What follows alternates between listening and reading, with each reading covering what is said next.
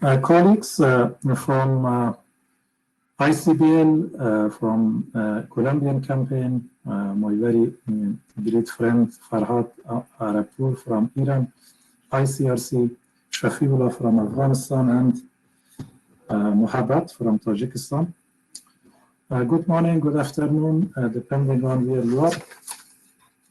Thank you very much for attending this side event, saying yes to our invitation. This side event is titled Implementation. Okay. Yeah, now we are okay. Muhabbat? Yes. This side event is titled Implementation of Mine Action in Border Areas, Enhancing Cross-Border Cooperation and Assistance. With your permission, I would provide some information about the context of this side event, and then I will invite speakers to talk and share their experiences from their own countries and from their own organization. Afghanistan, as one of the most contaminated countries in the world, continues to face challenges unique to its mine action program. While the MAPA has been successful in saving lives and limbs and delivering its obligation under the relevant mine action conventions, it also encounters with various existing and new work situations. Besides ongoing fightings and indiscriminate use of improvised explosive devices, contamination of border areas with landmines and explosive remnants of war is another major problem in my country at present time. Afghanistan shares borders with 6 countries, including Pakistan, Iran, Turkmenistan, Uzbekistan, Tajikistan, and China. Presence of landmines and ERW has been confirmed in border areas of 3 countries, namely Pakistan, Iran, and Tajikistan at least. Responding to such contamination requires tailored considerations as the problem presents unique challenges like following: lack of provable information on those who have laid mines, political, security, and safety issues. Neighboring countries, especially those not party to conventions, may not feel obliged to demine border areas. Every country has its own national mine action standards, and they may not be similar. Management of liability issues, access issues to border areas, personnel and equipment. Additional measures in case of controlled demolitions during the mining operations. DMAC, as the National Mine Action Authority in Afghanistan, seeks to minimize the negative impact of landmines and ERW. To do so, border areas, there is a need to further enhance cross-border cooperation to collectively devise plans that identify, locate, and respond to explosive ordnance contamination in the border areas. This side event aims to dig deeper into the challenges and opportunities presented by the cross-border mine action efforts to minimize conflict-related deaths and disabilities. The session will also explore, through discussions, the issue of acquiring relevant information on mines laid and boundaries. We are keen to listen your experience on different aspects of mine action, including about those humanitarian efforts you are involved with for raising awareness among the refugees and returnees who cross borders and are exposed to the risk of mines and ERW on the way. Generally, this side event is organized to explore the following: how bilateral and multilateral cooperation can be further enhanced, what roles civil society organization can play for promoting cooperation. This is why we invited ICBL They kindly accepted our invitation. We would very like to hear their perspectives as well. What are the barriers? How they can be managed? How cross-border cooperation can be used as a format for universalization? How information sharing amongst countries can be promoted? We shall follow the format as below. This side event is moderated by myself, Muhammad Shafiq Yusufi, DMAC Director of the Afghanistan National Disaster Management Authority. We shall have panel speakers from ICBL, Tajikistan, ICRC, Iran, Colombia, and my own country, Afghanistan. Every speaker is allocated 7 minutes for their presentations, and we will have another 18 minutes for Q&A. Without further delay, I would like to request for the first speaker on this side event, Ms. Ruth Bottomley, Consultant and Research Specialist, ICBL CMC. I would like to request all speakers if they can please introduce briefly themselves, because I didn't have access to their background information. Thank you so much. The floor is yours, Ms. Ruth Bottomley. Thank you, Shafiq. I'd like to thank you very much for inviting us to speak on this panel, and also for having the initiative to organise a side event on this important topic. So my name is Ruth Bottomley. I've been working as a researcher for the ICBL CMC Landmine and Cluster Munition Monitor for the last 3 years. But I have 20 years experience of working within the mine action sector, mainly in the field. I'm going to provide an overview of how border minefields impact the achievement of the Mine Ban Treaty Article 5 obligations and the related commitments to risk education and victim assistance.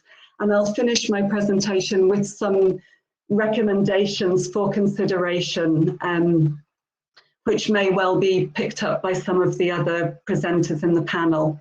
So next slide, please. So the Mine Ban Treaty Article 5 obligations require state parties to identify and clear all mined areas under their jurisdiction or control. This, of course, includes border areas. And given that mines were laid for defence, it's of little surprise that many state parties have mines along their borders. Of the 31 state parties that have mine contamination and declared Article 5 obligations, at least 25 have mine contamination on their borders. The majority share mined borders with other state parties, although 10 states also share contaminated borders with states not party to the treaty. And some of the states, such as Afghanistan, share multiple contaminated borders with other countries. Contaminated borders shared between state parties should be a priority for clearance, as both have obligations under Article 5. However, as we've heard, or as we will hear, clearance of borders is not necessarily straightforward and can complicate and prolong clearance and also create challenges for the provision of risk education and victim assistance. State party requests to extend their Article 5 clearance deadlines often cite that one of the challenges to meeting deadlines concern border areas. This could be due to insecurity or lack of access to border areas, or the need to agree border demarcation. In the Article 5 deadline extension request submitted in 2019 and 2020, Cambodia, Chad, Colombia, Ethiopia, Niger, Senegal, South Sudan, Tajikistan, and Ukraine all cited challenges in border areas. In addition to this, the growing use of victim-operated improvised explosive devices or improvised mines and their deployment by non-state actors in border areas such as the Lake Chad Basin region or in central Tunisia near the border with Algeria is another concern. and one that falls under the Article 5 obligations of state parties to the treaty. Next slide, please.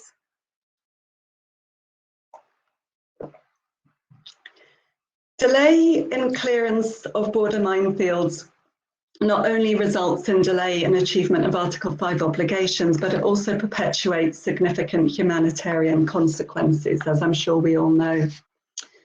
Communities living near the border or populations who transit border areas continue to live with the threat of mines. Often these are already vulnerable populations, including refugees, asylum seekers, migrants, or itinerant workers, some of whom may cross borders at informal crossing points and some who cross on a frequent basis. As I'm sure we all know, we currently face an unprecedented refugee crisis. According to UNHCR figures, in mid-2020, the highest figures for displacement were recorded, including over 26 million refugees. In 2019, Syria, Venezuela, South Sudan, Afghanistan, and Myanmar accounted for 2/3 of all people displaced across borders. Risk education can support these transient communities and people, but often risk education focuses at a national level within a country and does not account for population movements across borders. So it often fails to effectively target these high-risk groups.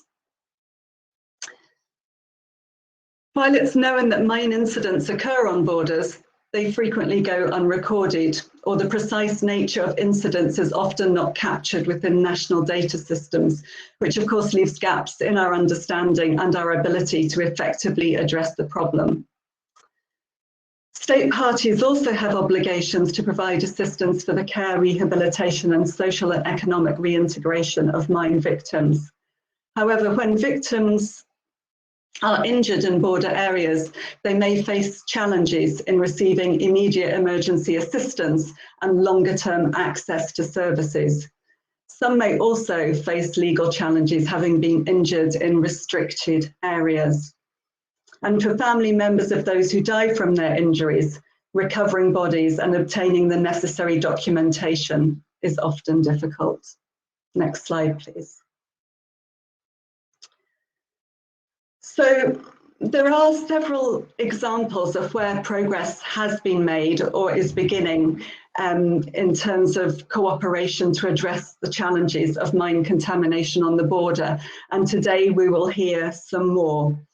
But just to give some other examples from different areas, Ecuador and Peru have had a joint demining and risk education program that was initiated in 2000 to clear their shared border. And yesterday, in one of the plenaries, we heard also about the survey and clearance on the Somalia-Ethiopia border. And Cambodia and Thailand have undertaken agreements recently to also undertake survey and clearance on their border. So it's very important for state parties to learn from and build on existing good practice, and for this good practice to be shared and made visible. But there's still much to be done, although it's obviously recognised that there are no easy solutions to these border challenges. So I'm just going to conclude with some recommendations that really come out from our research and are open to further input and discussion. So, as Sharif has already indicated, it's really important that state parties work together to achieve clearance of border areas. And this should be done as soon as possible to allow time for dealing with the complexities of these areas and to avoid having to continually ask for extensions to the mine ban treaty deadlines. State parties should include and explain measures to address border issues in mine action strategies and also within Article 5 deadline extension requests, and regular updates should be provided to state parties. Donors should be encouraged to work directly with state parties to support cross-border cooperation and to support clearance, risk education and victim assistance for border areas.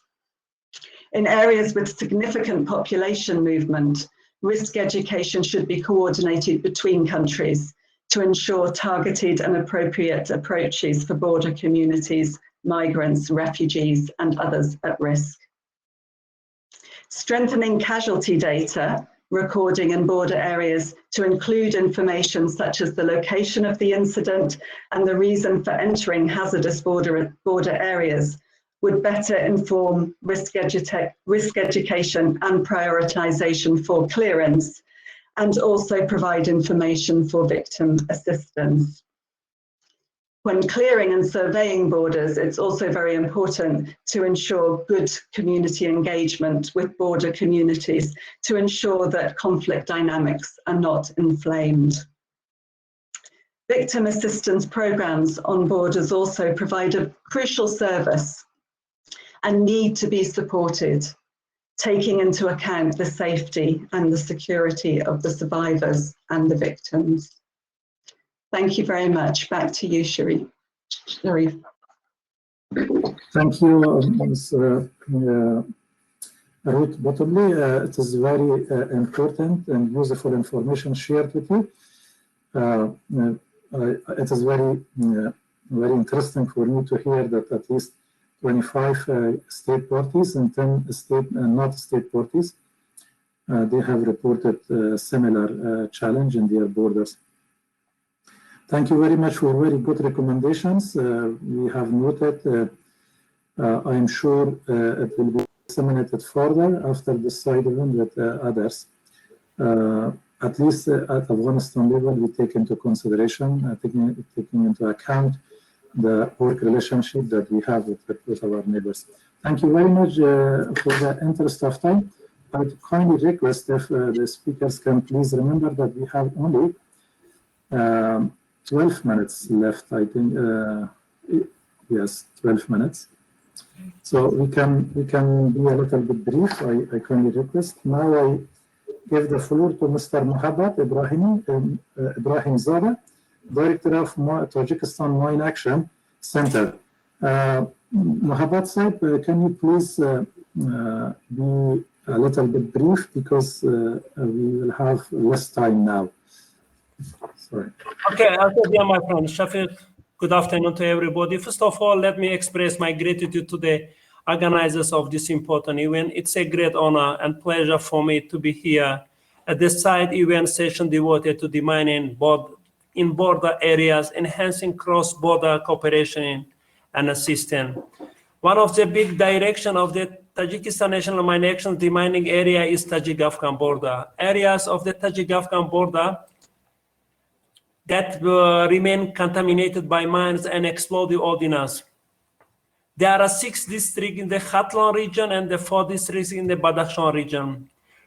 The total area of contaminated and suspected hazard areas in Tajik-Afghan border, approximately nearby 7 million square meters, consists 156 minefields. Currently, the capacity of Tajikistan Mine Action Program is Norwegian people with 8 manual demining team, humanitarian demining company, Ministry Defense of Republic of Tajikistan with 6 manual team and 4 non-technical survey team.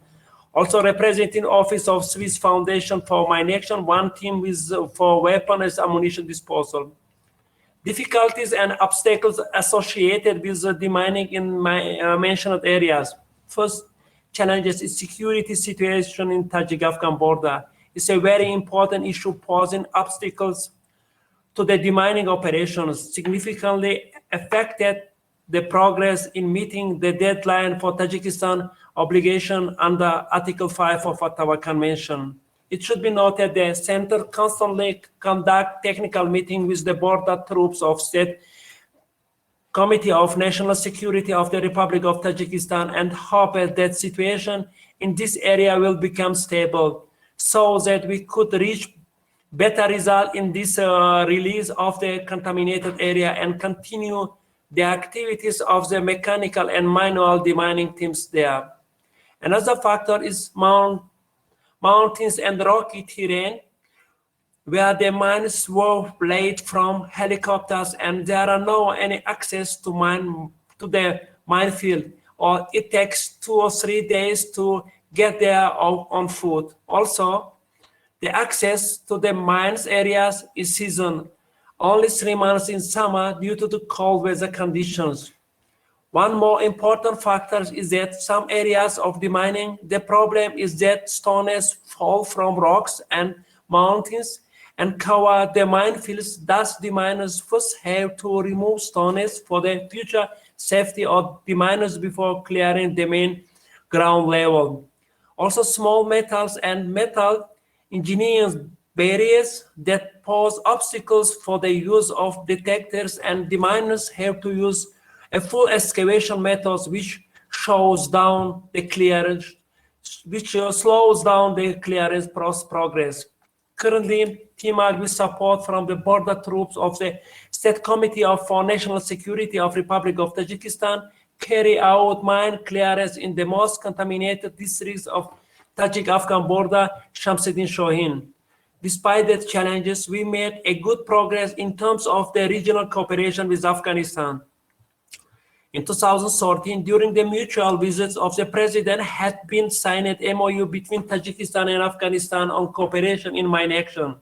As a result, the degree of the governments regarding cooperation in mine action activity on the national level between two countries had developed issues approved and adopted. Most valuable international experience had been achieved in conducting QA, QC, QM activities on the Afghan side of the Tajik-Afghan border since 2017 with financial support from US Department of State, where specialists from DMAC provided QA and QC on Afghan side based on the national mine action standard of Afghanistan. It should be noted that before conducting the mentioned QA/QC, operational DMAC officer passed relevant training in Kabul and certified by Afghanistan Mine Action Center.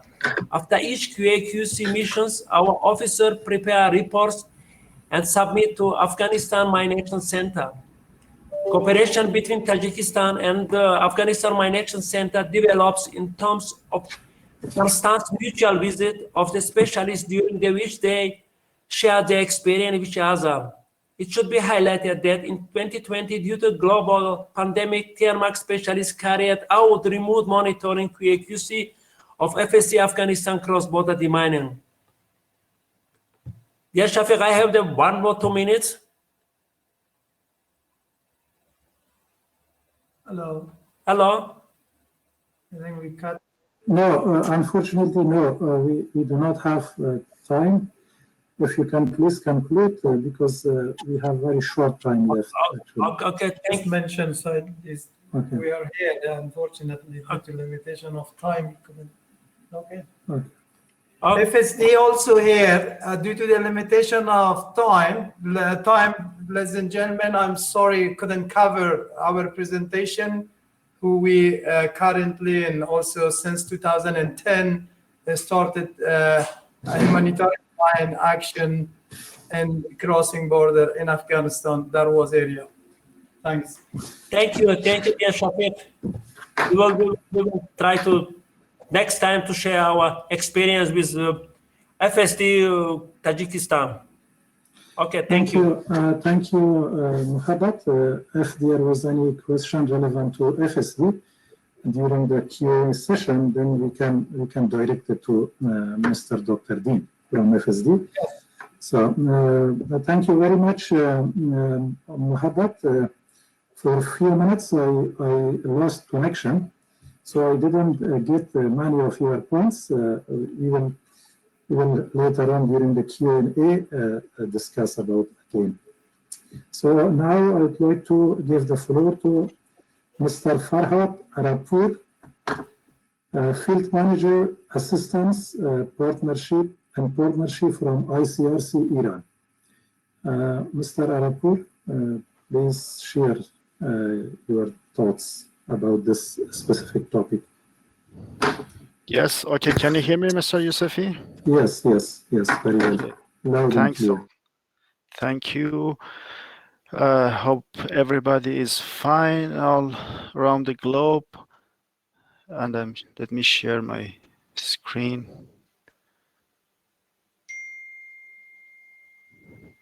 You share the presentation, or you want me to?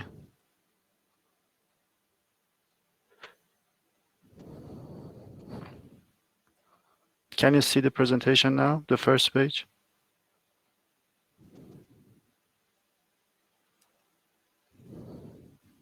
We can see your presentation. If you can share by your own, it is even better because it will be in your own control, yes?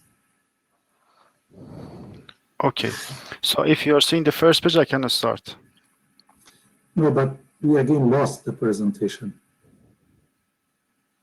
Sorry, you asked him to share on its own. I think Okay, he's no. having problems No, sharing on his behalf. I thought that it is shared by Mr. Farhat himself. Mr. Farhat, can you share by your own? Or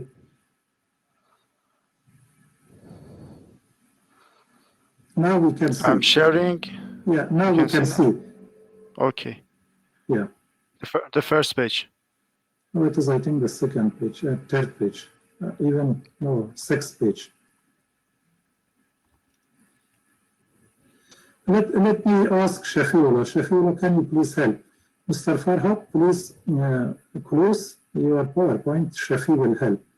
But, Okay. Yeah. Yeah, I can share it, no problem. I stopped it. Okay. Please go ahead, Mr. Farhat. Okay, thank you. Sorry for the delay. Actually, I'm going to talk about a joint initiative between the ICRC, International Committee of the Red Cross in Iran, and the Iranian Red Crescent Society, a partnership activity within the movement, Red Cross and Red Crescent movement. If you can go to the next page. The general objective that the ICRC has in Iran is to reduce the number of casualties of Iranians and Afghans, even that living or moving in Iran, also reducing their exposure to the weapon contamination in their daily lives. This is the same for Iranians and Afghans, because for Iranians in the western border of the country, because of the weapon contamination during the war between Iran and Iraq in the 80s, there are the huge amount of weapon contamination, and in the eastern border with Afghanistan, there are more Afghans that are going to their country. If you go to the next slide, please.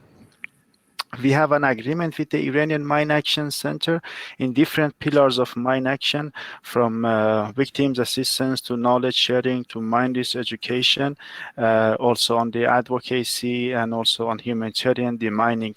These are the different pillars that we have MOU with the Iranian Mine Action Center, DMAC, and we are in collaboration with this national authority. Next, please. We have the same partnership with the Iranian Red Crescent Society in the country, delivering risk awareness. Within the Red Cross and Red Crescent movement, the new terminology is the risk awareness and safer behavior. This is the terminology that is being used in the WEC unit of the ICRC, the weapon contamination or WEC unit, and it's a systematic approach of the movement, all the national societies and all ICRC and even IFRC, if needed, to look at the issues of mines and explosive remnants of war. We have the cooperation with the IRCS, Iranian Red Crescent Society, on training of trainers, on having a network of focal points for our risk awareness, safer behavior, RASP activities, also on quality assurance. This has come to, you can go to the next one because I explained the RASP.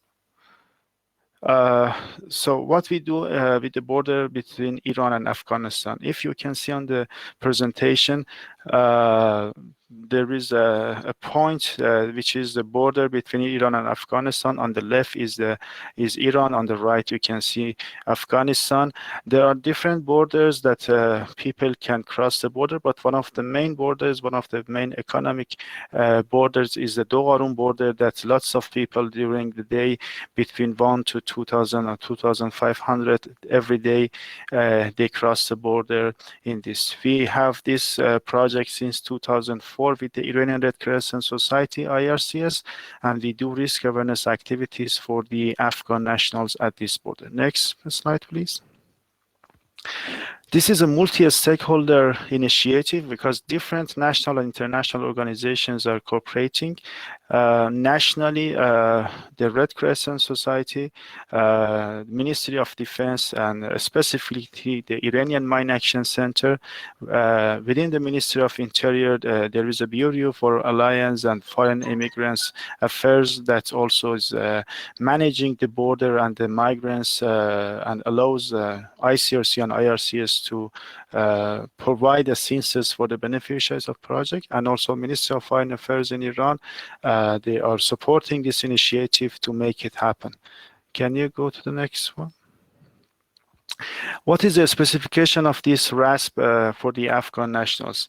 This is awareness raising considering their own culture and language. We try to get close to the culture and language of the our neighbor people because we have the Farsi language, but this Farsi language has two different parts, Farsi Dari and Farsi Pashto. We try to also have some trainers that they can speak in both languages and try to get close to the culture and language of the beneficiaries. This is available for all the beneficiaries that cross the border. If they want to go back to their country, all the people needs to get this education before they go to their country. This is available for men, women, and children, for families, and also all the 6 days of the week that the border is open. This service is available. Next slide, please. This is a syllabus of a very short education or training for those who are crossing the border. We welcome them. We play a video on the mine risk education, introduction to the project and what is going to be happen. And also we introduce the safe or unsafe behavior, the dangerous areas, the safer behavior, and we do a conclusion, and we distribute some material for as risk awareness with them. Next slide, please. You can see there are there is a room for children to get familiar with the issues of mines and explosive fragments so far. There are, most of the time, the number of men are much more than women and children, but we can say that around 5 to 10% of the total population can be families and children every day. Specific training are provided for children in these activities. You can see the pictures. Next slide, please. For families, this is the same. We have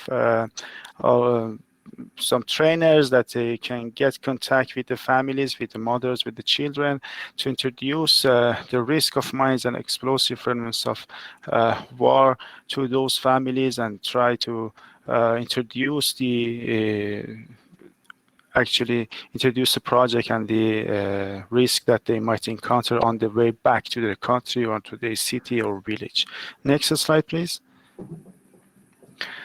You can see this was the situation of our MRV activities before the COVID-19 and pandemic. The class is full and compact of people. Around 2,500 people every day were receiving these services before the pandemic, but it changed a little bit later. In the next slide, you can see the difference between the now we have moved our activities in the open area to try to ensure that the physical distancing is respected. The number of people also that are crossing the border has reduced to up to 1,500 on a daily basis, and we try to make sure that these beneficiaries are receiving the education. Next one. We have also integrated our risk awareness activities with COVID-19 response integration. We have produced different risk awareness preventive messages and brochures in both Farsi Dari and Farsi Pashto languages for these beneficiaries, also providing them with personal protective equipment, with masks and some disinfection liquids for each single person that is crossing the border. Over the last year, I can say 10,000 individual packages have been distributed among the beneficiaries when they have received the education. Next slide, please. You can see the pictures of the activities and how this has developed, because the buses of the passengers are coming and arriving at the border. Sometimes there is not enough time. Our trainers get to the buses. They try to do a short education on the mines and explosive elements of war. They distribute the hygiene items among the beneficiaries and try to also share the messages on COVID-19 as well. Next one. There is a new activity that we have added last year to the project, which is with the support of the protection department within the ICRC, which is the reunification of family links. This is a specific service that the Red Cross and Red Crescent movement provide to the migrants, because there is risk of separation between the families when they are on the migration route, and lots of people they separate and they are looking for their loved ones. So this is a service that we do at the border. We also distribute risk awareness material, and we try to inform them about the risk of separation, also about the contact list within Afghanistan, also within Iran, how they can find their beloved ones and where they can refer if something happens to their family. Next one, please. There are different risk education material that we produce. If you can go to the next one, the pictures of this material will be shown. The different notebooks, painting notebooks that we recently developed for children, that they can draw and also learn about the risk of mines and explosive elements of war. Next one, please. These are the characters of an animation, that the series of animation that we have created with support of the Iranian Mine Action Center and with the Iranian Red Crescent Society. Next one. And these are the different materials that we are using at the border. Next one, please. We have also been in contact with the Director for Mine Action Coordination in Afghanistan, Mr. Youssef and his colleagues. They have Mr. Habib Khan, the head of the Mine Research Education Department. He had a visit in 2019 to the border and also to the center that we are doing these risk awareness activities. We hope that this can be enhanced in the coming year to make sure that we are on the same page and we distribute the same messages, that it will be continued within Afghanistan from the western border, that the people get inside the country. Next one, please. You can see how the presentation and also the meetings of between the Afghanistan colleagues and Iranians. These are the figures that you can see from 2018 to 2021 first quarter, the number of people that have received these risk awareness activities at the border. This is a big amount of people that are receiving these services, and I think this can be enhanced on the quality to make sure that it will be more effective for the beneficiaries. Next one, please. I think we are the last page. The challenges is the time limitations at the border. We cannot most of the time reach to the point that we have fulfilled everything. We cannot follow the people to see if our education is effective or not, and to see and measure the behavior change on those people who have received this risk awareness. The future plan are to enhance the quality, enhance coordination with Afghanistan and the colleagues in the government, also in the movement and the Red Crescent Society, also activities, more activities that we want to increase at the border for health services, because the government of Iran is going to start vaccination for also migrants, and the Red Crescent Society will be responsible for that. We want to have more buildings and more space at the border to provide more services to those people on different aspects, on protection, on weapon contamination and health. And these are the plans.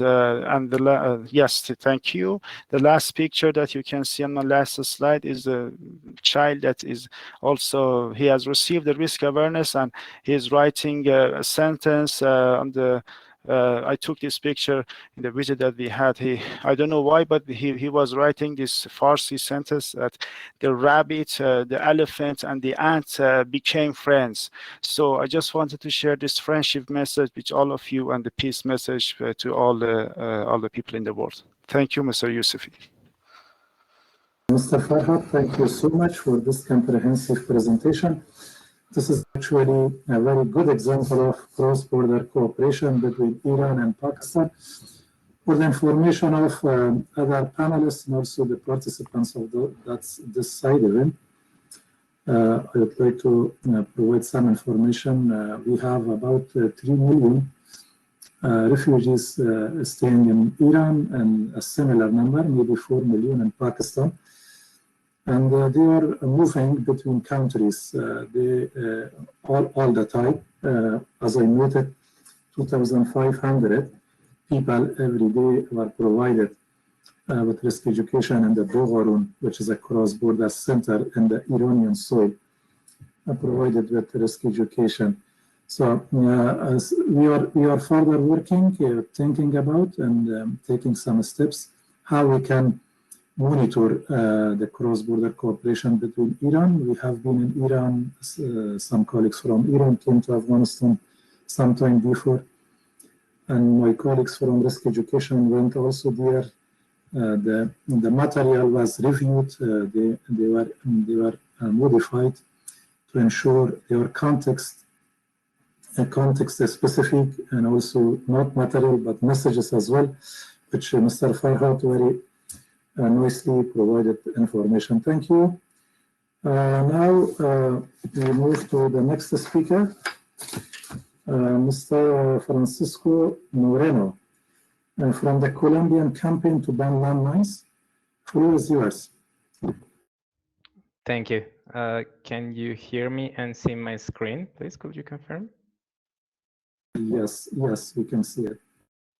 Thank you. First of all, I would like to thank the esteemed delegates of Afghanistan's Directorate for Mine Action Coordination for inviting us to this panel.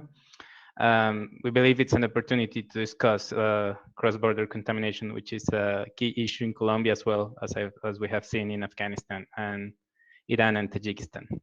So let me start. First of all, I want to give you all some geographical context. Colombia shares borders with 5 countries. I will start from the shortest to the largest one. So Panama in the northern part. Then we go down to Ecuador. Then we have a triple border between Peru, Brazil, and Colombia, deep in the Amazon rainforest. And then we have the longest land border in the country with Venezuela. Now I would like to provide you with some context. So Colombia has a non-international armed conflict right now. In the map that you can see here, the darker the color, then the more non-state armed actors are present in these departments. In Colombia, a department is a larger administrative unit, sort of like a province or a state, so that you can have an idea. So you can see that the darker colored areas are focused around the Venezuelan border, and then they come in this sort of belt towards the sea.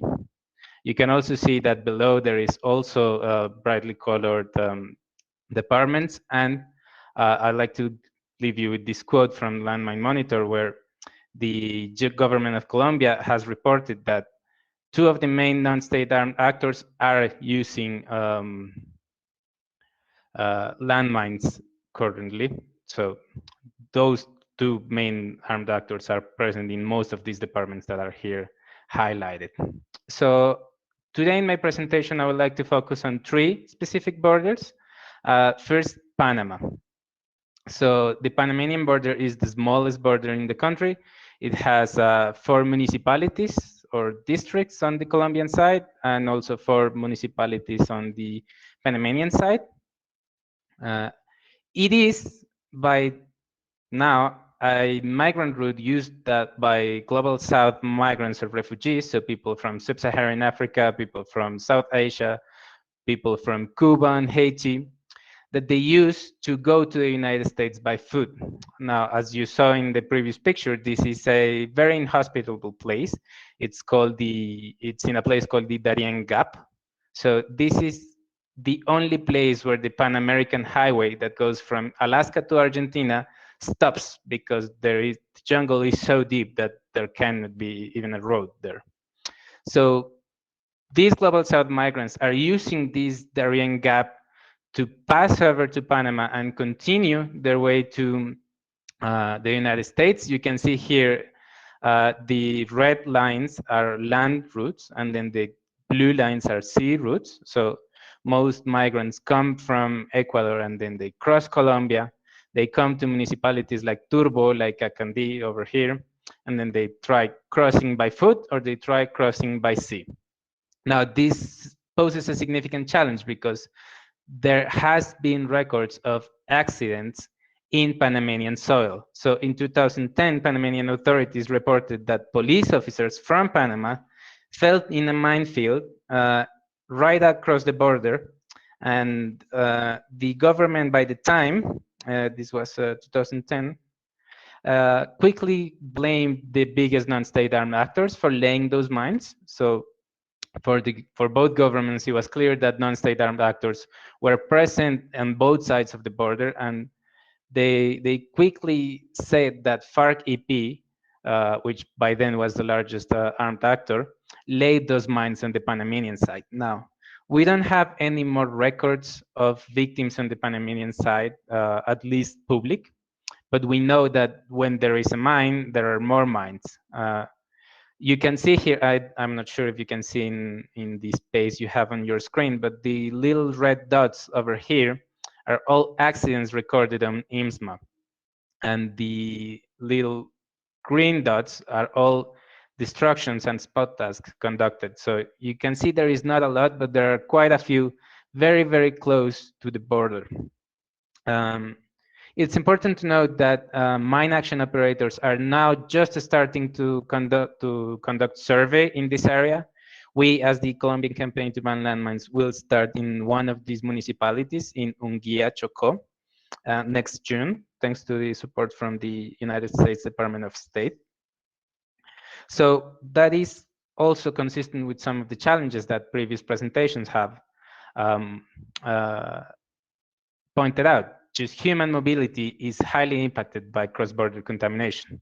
Now I'd like to move south to the border with Ecuador. The border with Ecuador is a bit larger, so it has 2 provinces on the Colombian side, 2 departments, and 3 departments on the Ecuadorian side. This means that there are different geographical regions within this border. The first one is the Pacific coast. It is geographically is of course close to the Pacific Sea, and it is mostly inhabited by Afro-Colombian population. Now, in this area, there are quite a few municipalities that have had a very, very large number of recorded accidents. So one of the municipalities, the main municipality in this area, called Tumaco, has been consistently the most affected municipality in Colombia for the past 3 years in terms of victim numbers. Just this municipality has had 346 victims recorded since in the records, in the official records. So it is quite impacted. At the time, mine action operators cannot conduct land release because of the active conflict going on there. So most mine action organizations must focus on explosive ordnance risk education and victims assistance. In the photo, we see a project from last year that we conducted thanks to the support from UNICEF, where we supported 32 survivors and their families with economic support and just overall health access support in times of the pandemic. Then, if we move south, the border goes into the Amazon rainforest in the department of Putumayo. Here, the situation is slightly different. From the from the 4 municipalities that have a border with Ecuador and Putumayo, CCBL has task assignments in 3. This has provided an opportunity, but also has with challenges in it.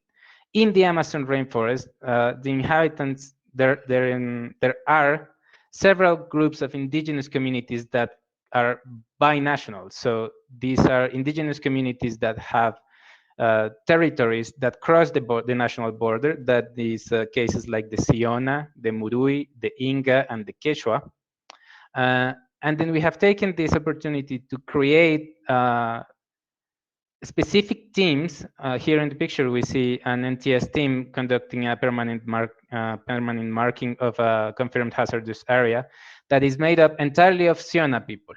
So we have found that having teams from the communities help us access these areas. And thanks to these teams and overall all the teams in the organization, we have found, I'll give you some data, 243 confirmed hazardous areas among the 3 municipalities in Putumayo that share the border with Ecuador. And we have cleared 38,760 square meters. Now, as you can see in this map, you'll see also a large cluster of red dots. That means accidents happening right across the border. A very large cluster of green dots, that is spot task and artifacts destroyed. And you can also see the cluster that I was talking about in Tumaco in the Pacific coast. So very, very large cluster of IMSMA events there that show just how contaminated this is and how, however, you can see that for the places where land release can be implemented, then we have quite a few results already, and we still continue to find areas these days. I also like to take this opportunity to thank the United States, Norway, and the United Nations Mine Action Multi-Partner Trust Fund for sustaining peace in Colombia for supporting our work in Putumayo. Lastly, I would like to focus on the Venezuelan border. It is over 2,000 kilometers of land border. It is the largest border in both countries. And it is a very interesting case. I could spend here an hour just talking about the Venezuelan case, but for now, I'd just like to point out how Venezuela is going through, or is the main source of, an international refugee crisis, and the most important refugee crisis in the Western Hemisphere right now. We have seen since 2019 a very, very strong influx of Venezuelan refugees coming into Colombia. Right now we have over 1,700,000 Venezuelans officially registered. And these people are moving all across the country. Now this poses several challenges. The first one, they are going into areas that are unfamiliar for them. So they don't know if there is explosive ordnance there. They don't know if these are safe areas. They don't know if they are not. I want to bring up 2 cases that we've heard from in past years. In 2019, a Venezuelan national had an accident in Chocó, so all the way over in the Panamanian border, had a lot of challenges just entering the health system because he was a refugee. He did not have his papers in order, and the immediate health attention for him was extremely difficult. I also personally saw Venezuelan nationals on explosive ordnance risk education sessions conducted in Nariño, so down below in the Ecuadorian border. You can see how that illustrates how Venezuelans are just moving all over the place. But here in the picture, we see a session that was conducted very few weeks ago, because since March, at least 5,000 Venezuelans have crossed the border into Colombia in the largest massive displacement event in the year, because the Venezuelan armed forces and Colombian non-state armed actors are having confrontations and very strong combats across the Venezuelan side. So populations are moving into Colombia looking for refuge.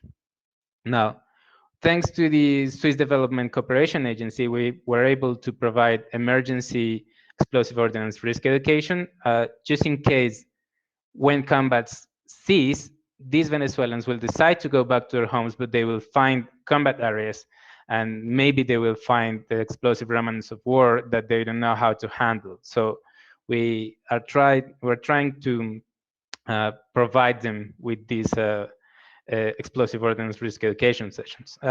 Now, just to be brief, I would like to conclude by pointing out how cooperation, which has been mentioned by all presentations before us, is key to addressing this challenge.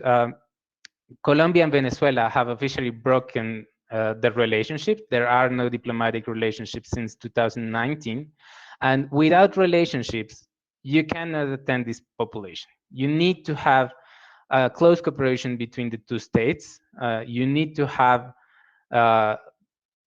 prioritization and, well, in general, working sessions in order to provide an adequate response to them. So that will be my presentation for today. Thank you. I will be sharing this with the panel organizers. Thank you very much, Mr. Francisco. Very practical and good examples from the border areas, Colombia, Panama, Colombia, Venezuela, and also Colombia, Ecuador. Very important, but due to time limitation, we directly go to the next presentation from Afghanistan, Shafiullah. I hope that we will have few minutes, but it seems that we do not have time for Q&A. Please message your question on the screen to the right side of your computers. Shafiullah, please go ahead. Thank you very we have much. only five minutes. I think we only have three odd minutes for this presentation, and gladly most of what is here has been covered by ICBL and other speakers, so I'll try to be very, very brief. Moving on to the main challenges and the highlights of our work in doing border clearance is first off the access issues. It is due to insecurity and political reason that the personnel and the equipment cannot be deployed in time to the field. So that's the main issue for us for the time being. Also, information management is really important because mine action is reliant on accurate data. And to acquire that accurate data, at times we depend on the countries that are bordering us to acquire certain information, and that hasn't been very easy for us either. Third is the intra-ministerial coordination. Due to the nature of the issue, it is novel to the ministries, and at times ministries are not clear on their roles and responsibilities when certain issues concerning cross-border accidents and need for clearance occur. There's also the issue of treaty obligation that has already been covered by ICBL, Ms. Ruth. There are countries that are not part of the treaty obligations, and it is very challenging and difficult to sit on a table and have a meaningful discussion because the priorities might not be of the same importance. Another issue that we have is the quality management. We can't access certain areas, for instance, the Afghanistan-Tajikistan border due to visa issues. And because of that, we can't be conducting quality assurance and quality control of the demining activities that occur there. Another issue is the application of standards and policies. It could be that the cross-border operations are conducted by two countries at the same time, and the confusion occurs on what standards and policies to adhere to. And lastly, the consent of the countries is of extreme importance as well, which is for now very difficult for us to acquire with some countries. For the border contamination, I just slightly revised my slides given the time restrictions, so I'll be very, very brief. These are the bordering countries with us. The legend shows the red dots that you see here are the hazards, and the purple lines that you see are the borders that we have. It's Turkmenistan, Uzbekistan, Tajikistan. We don't have any contaminated areas in border areas with China. We have with Iran and we have with Pakistan.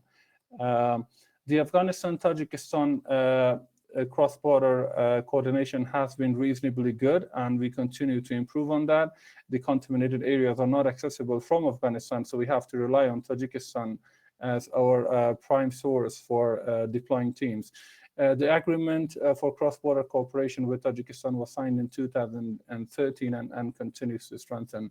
DMAC is currently unable to conduct QA/QC regularly due to visa and access issues. The terrain is very difficult, as you can see in the pictures in the next slide, although it's very scenic, but it can prove to be very difficult for the deminers to work in. Moving on, the Afghanistan-Pakistan has a lot of contamination as a result of cross-border shelling, and it has resulted in ERW and anti-personal mine contamination. We don't have any signed agreement on the cross-border demining operation with Pakistan, and the security situation is very, very volatile. And to add to that list of problems, the border police of both countries are not at the very best of terms, given the political tension between the two countries. These are a few pictures. The first picture shows 2 casualties of these border contamination, and the second picture shows what the terrain is like. Afghanistan-Iran border is contaminated both with AP and AV mines. We don't have any signed agreement, but based on the discussions that the Iran representation had today, we hope to build on that and approach this again. And there's also uncertainty concerning security situation due to AGE presence, and operations may be impeded from time to time. These are some photographs of the Afghanistan-Iran border. Well, on the top, you see an accident that happened to a vehicle, and at the bottom, you clearly can see the mines laid. It's visible to the eye. Some food for thought. Most of this was covered in the first presentation by ICBL, how we can improve on bilateral and multilateral cooperation among the bordering countries. Civil societies play a very important role in areas where the government itself isn't able to access, and we can also build on that to improve cooperation. Also, the identified barriers that we identified earlier, how can they be managed in an effective and efficient way, and how information sharing amongst countries can be improved to tackle this problem. And also, I read a comment in the chat box, how we can convince donor to allocate specific funding for these border contamination is something that we need to take forward from this. And due to time restrictions, we weren't able to answer your questions, but we will come back to you if you can kindly post them on the chat box. Over to you, Yusuf Saad. Thank you very much. Due to time limitation, we couldn't take questions, and maybe we are not able to provide answer. I would request my colleagues to provide answers to those questions which are posted to the text box. I think we do not have more time. If any pressing issues, we can take 2 more minutes. If any panelists would like to take the floor and say anything voluntarily. It seems nobody is taking the floor. I would like to thank all the colleagues who participated in the side event, and also thank you so much for the panelists for their comprehensive presentations. We will remain in touch. It is not enough to have one session in one of the international events. We will encourage similar events in the future as well. Maybe we can meet again. Thank you so much for your active participation. Bye. Thank you, everyone. Have a great evening. Thank you, Mr. Yusufi, for all the coordination and inviting. You are welcome. Yeah. Thank you very much. It's been a pleasure. Bye.